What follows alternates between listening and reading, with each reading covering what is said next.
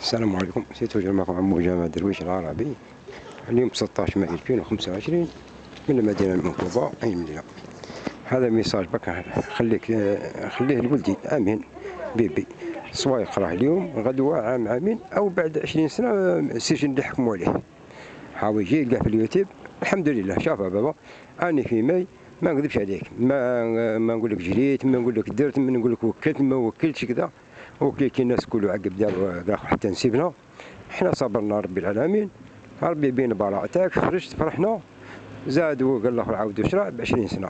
انا واش راح نقول لك اودي، منين تخرج تلقى الفيديو هذا دير في حسابك باللي راني من 8 ماي 2025 من 8 ماي برواح. يعني شغل واحد كان في كهف وناض سما موش ما على باليش ولا فطنت سما شغل ربي كان محبسني ما نكذبش عليك ربي، وخرجت لي بصلاح 18 شهر اللي فات كل من اكتوبر 2003 من 7 اكتوبر 2023 حتى الظرف والله ما فقت كيفها فات. وشو معقبها في الحانوت مع الميكرو صباح وليل وفي الليل بالتليفون. الحمد لله نصرنا القضيه، ربي ان شاء الله ينصرنا والحمد لله. واش نقول لك راك راجل وانسان وكذا.